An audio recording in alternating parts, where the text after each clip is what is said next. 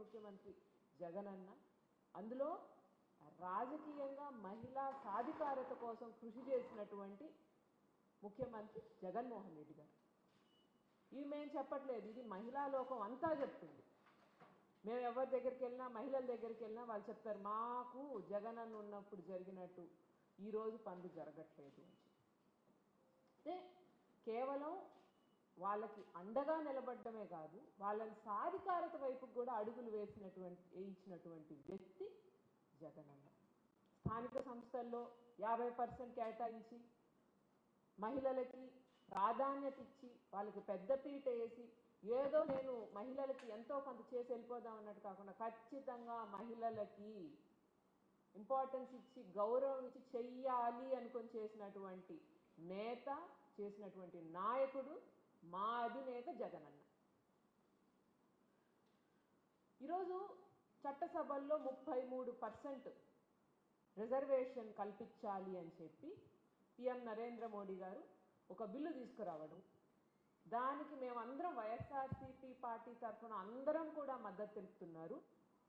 ఎందుకంటే జగనన్న నాయకత్వంలో వైఎస్ఆర్సీపీ పార్టీ అనేది మహిళా పక్షపాత పార్టీగా పేరు తెచ్చుకుంది. మహిళల కోసం పనిచేసినటువంటి చాలా కొద్ది పార్టీల్లో మన పార్టీ ఒక పార్టీ అని గర్వంగా చెప్పుకోవచ్చు. ఏదో ఊరికే మహిళలకి స్టేజ్ మీద మైకు పట్టుకొని మహిళల గురించి మాట్లాడి వెళ్ళిపోయి ఈరోజు మహిళా బిల్లుకి మేము మద్దతు ఇస్తే మాకేమి లాభం, ఇవ్వకపోతే ఏం నష్టం లేదు, బేరేజ్ చేసుకొని మాట్లాడేటువంటి వ్యక్తుల గురించి మాట్లాడట్లేదు.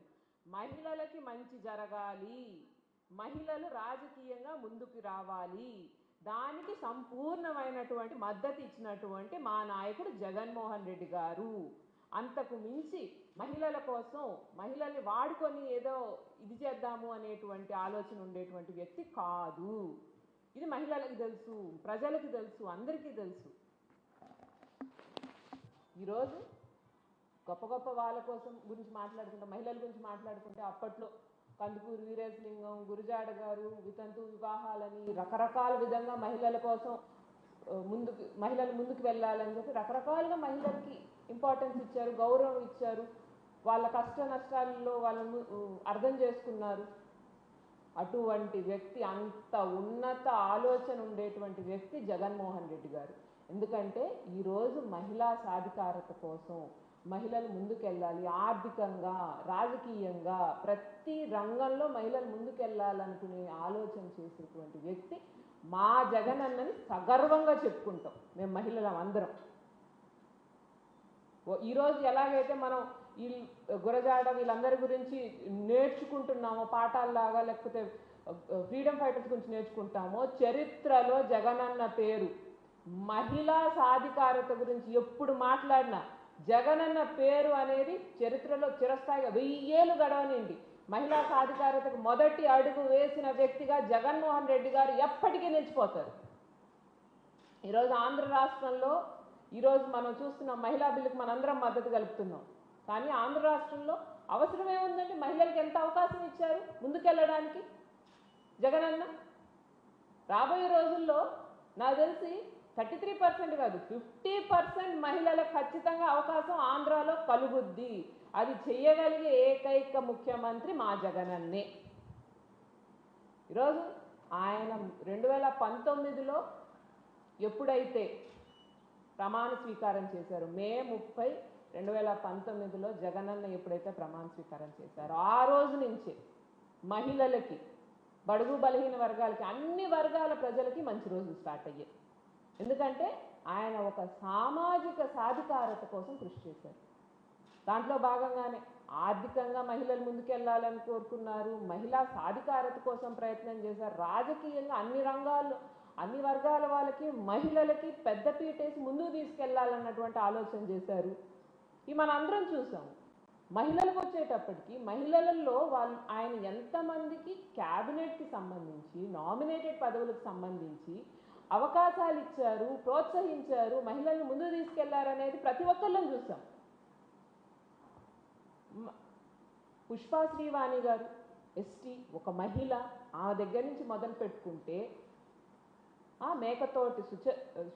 మేకపాటి సుచరిత, తేనేటి వనిత, ఆర్కే రోజా, విడదల రజని, ఉషా శ్రీచరణ్, ఇట్లా అందరూ మహిళలు క్యాబినెట్లో అవకాశం ఇచ్చి ఏదో మామూలుగా మహిళలకి మేము అవకాశం ఇచ్చేసామన్నట్టు కీలకమైనటువంటి important portfolios deputy CM portfolio దగ్గర నుంచి ఆరోగ్య, విద్య, స్త్రీ సంక్షేమము, శిశు సంక్షేమము, ఇటువంటి హోంశాఖ అంటే ఇంపార్టెంట్ పోర్ట్ఫోలియోని మహిళలకు ఇవ్వడం, వాళ్ళని నమ్మి వాళ్ళకంత పెద్ద బాధ్యత అప్పచెప్పినటువంటి ముఖ్యమంత్రి ఇదివరకు ఎవరైనా ఉన్నారా?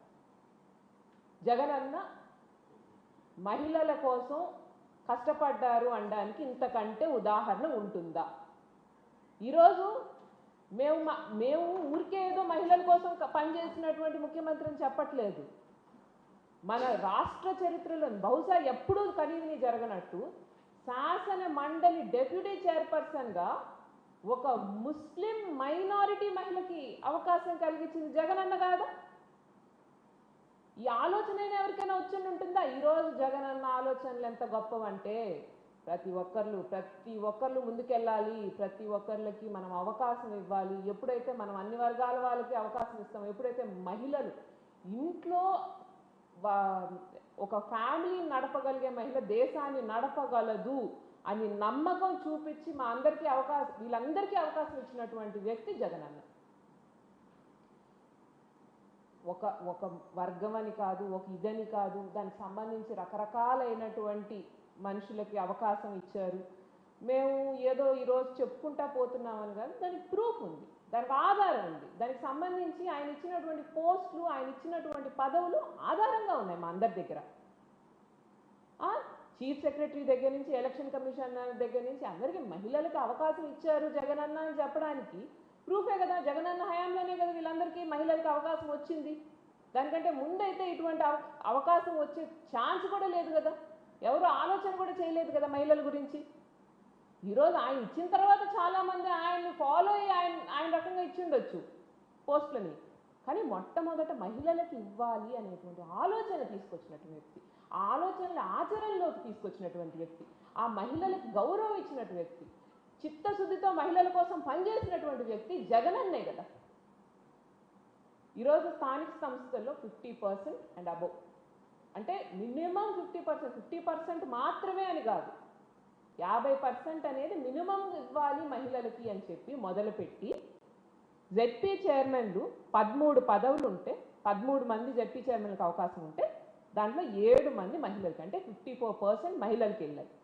అలాగే 26 మంది జెడ్పీ వైస్ చైర్మన్స్లో 15 మంది అంటే 58% మహిళలకి ఇచ్చారు. మళ్ళీ మేయర్లకు సంబంధించి అంటే మున్సిపల్ కార్పొరేషన్కి సంబంధించి 12 మంది మేయర్లు, 24 మంది డిప్యూటీ మేయర్లు అంటే అదనంగా ఒక పోస్ట్ కల్పించి మహిళలకు 50% ఖచ్చితంగా. అంటే ఏముంది 49% అయినా పర్లేదు అని అనుకోవచ్చు చాలామంది, అలా అనుకోలేదు జగనన్న. 50% ఖచ్చితంగా ఇవ్వాలని చెప్పి అదనంగా ఒక పోస్ట్ కలిగించి మరి ఆ 36 మందిలో మళ్ళీ 18 మంది అంటే 50% మళ్ళీ అంటే 50% బేర్ మినిమం, దానికంటే ఎక్కువ ఇచ్చినా కానీ మహిళలకి పర్లేదు. తర్వాత మున్సిపల్ కార్పొరేషన్లో కార్పొరేటర్లు 671 కార్పొరేటర్లకి 361 మంది మళ్ళీ మహిళలు, అందులో మళ్ళీ 54% రిజర్వేషన్. దాని తర్వాత వచ్చేసి మున్సిపాలిటీస్ ఎలక్షన్స్కి ఎన్నికలకు వెళ్ళినటువంటి మున్సిపాలిటీస్ 75 మున్సిపాలిటీస్లో 73 మేము గెలిచాం. 73 వైఎస్ఆర్సీపీ పార్టీ గెలిచింది. దాంట్లో 45 మంది మళ్ళీ మహిళలు అంటే దీంట్లో ఏకంగా 64% అంటే అవకాశం వచ్చిన ప్రతి దగ్గర, అవసరము అనేటువంటి ప్రతి దగ్గర, మహిళలు ఉండడం కరెక్ట్ అనుకునేటువంటి ప్రతి దగ్గర కూడా మహిళలకి అవకాశం ఇచ్చి వాళ్ళని ముందుకు నడిపించారు. ఇవన్నీ మేము విత్ స్టాటిస్టిక్స్ చెప్తున్నాం. మహిళల కోసం జగనన్న పనిచేశారు, రాజకీయ సాధికారత కోసం ఆయన అహర్నిశలు కష్టపడ్డారు అనేటువంటి విషయం మేము విత్ స్టాటిస్టిక్స్ చెప్తున్నాం. ఇవన్నీ వార్డు మెంబర్లుగా 2123 మంది ఉంటే దానికి సంబంధించి మళ్ళీ 1161 మంది మహిళలకు ఇచ్చారు వార్డు మెంబర్లుగా కూడా. అన్ని దగ్గరలా అన్ని కింద స్థాయి దగ్గర నుంచి పై స్థాయి దాకా బేర్ మినిమం ఇది 55% మళ్ళీ వార్డు మెంబర్లకు ఇచ్చారు. మళ్ళీ సర్పంచులకు వచ్చేటప్పటికి 54% సర్పంచులకు ఇచ్చారు మహిళలకు అవకాశం. ఎంపీటీసీల్లో 54% మహిళలకు అవకాశం ఇచ్చారు. మండలాధ్యక్షుల్లో 53% మహిళలకు అవకాశం ఇచ్చారు. జెడ్పీటీసీలుగా 53% మహిళలకు అవకాశం ఇచ్చారు. ఇట్లా ఒకటని కాదు, ప్రతి సంస్థలు, స్థానిక సంస్థలు అన్నిటిలో 50%కి మించి మహిళలకి పోస్టులు ఇవ్వడం జరిగింది. ఇవన్నీ చూస్తూ ఉంటే మాకు అనిపిస్తుంది, ఆంధ్ర రాష్ట్రంలో మహిళా రిజర్వేషన్ అవసరం లేదు. రేపు పొద్దునే మగవాళ్ళు పరిగెడతారు, అయ్యా మాకు రిజర్వేషన్ చేయండి, పదవులన్నీ మహిళలకు వెళ్ళిపోతున్నాయి, రేపు పొద్దున్నే ఆడవాళ్ళు తప్ప మేము మగవాళ్ళం ఉండవు, మాకు రిజర్వేషన్ చేయండి అనేటువంటి పరిస్థితికి ఆంధ్ర రాష్ట్రం వచ్చిండేది. జగన్ అన్నే కానీ కంటిన్యూ అయ్యి ఉంటే ముఖ్యమంత్రిగా. ప్రభుత్వం వచ్చాక ఒక రకంగా ఆర్థికంగా కూడా మహిళలు ముందుకెళ్ళడానికి జగనన్న సంక్షేమ పథకాలు ఒకవైపు అంటే, దాంతోపాటు దీనికి సంబంధించి ఉద్యోగాల్లో కూడా 2,65,000 ఉద్యోగాలు ఇస్తే వాలంటీర్లకి, అందులో మళ్ళీ 53% మహిళలకు ఇచ్చారు.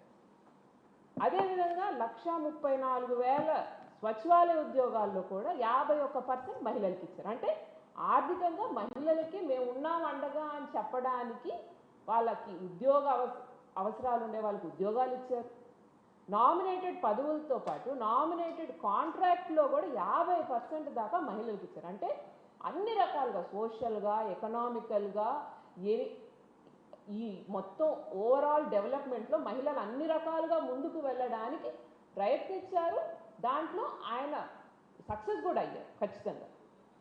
దాంతోపాటు మార్కెట్ యార్డ్ చైర్పర్సన్లు అంటే ఏఎంసీకి సంబంధించి 202 చైర్పర్సన్లలో 102 మంది మళ్ళీ మహిళలు. అట్లే 1,154 డైరెక్టర్లు, 556 మంది మహిళలు. అంటే మొత్తం 1,356 పోస్టులలో 688 పదవులు మహిళలకి. అంటే మళ్ళీ దాంట్లో 51% అక్కడ కూడా.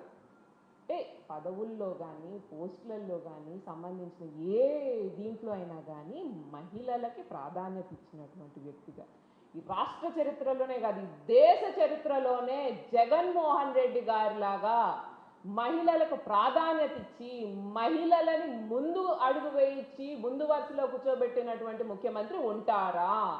ఇది సాధ్యమేనా? ఇన్ని ఉన్నత పదవులు అంటే మగవాళ్ళకి సమానంగా ఉన్నత పదవులు ఇవ్వడమే కాకుండా వాళ్ళకు ఆ గౌరవం ఇచ్చి, వాళ్ళకు ఆ హోదా కల్పించి, వాళ్ళకు ఆ హక్కు కల్పించినటువంటి వ్యక్తి మా జగనన్న కాదా? ఇంకెవరైనా ఉన్నారా? ఈరోజు ఎవరెన్ని మాట్లాడినా, ఈరోజు మహిళా బిల్లు తీసుకొచ్చినటువంటి చట్టసభల్లో ఆమోదం పలకడానికి అర్హత ఉండేటువంటి ఏకైక వ్యక్తి జగనన్న అని చెప్పడానికి మేమేం సంకోచించట్లేదు. మహిళలకి ప్రత్యక్షంగా కానీ పరోక్షంగా కానీ అన్ని రకాలు, ఇప్పుడు మాకు వచ్చేటప్పటికి మాకు ప్రత్యక్షంగా అండగా ఉన్నారు, పరోక్షంగా కూడా మహిళల్ని ముందుకు నడిపినప్పుడు తద్వారా మేమందరం కూడా మహిళల సాధికారత వైపు అడుగులు వేస్తుంటే మేమందరం కూడా ఎంతో సంతోషించాం, మేమందరం కూడా ఎంతో ముందడుగు వేయగలిగాము. ఆ రకంగా ప్రతి రకంగా మాకు జగనన్న అండదండలు ఉండడం మా పూర్వజన్మ అదృష్టం. నేను ఎన్నోసార్లు చెప్పాను, జగనన్నకి కింద పనిచేయగలడం, జగనన్నకి పనిచేయగలగడం ఎన్నో జన్మల పుణ్యం అండి. ఎప్పుడో నేను పూర్వజన్మలో ఎన్నో పుణ్యాలు చేసుకుంటే తప్ప ఈ అవకాశం వచ్చుండేదేమో కాదు నాకు. కాబట్టి మేము మహిళలం, మహిళా లోకం, ఆంధ్ర రాష్ట్ర మహిళ అందరం ఎప్పటికీ రుణపడి ఉండే ముఖ్యమంత్రి జగనన్న. ఎప్పటికీ మహిళల మనసులో చిరస్థాయిగా నిలిచిపోయేటువంటి ముఖ్యమంత్రి కూడా జగన్మోహన్ రెడ్డి గారే.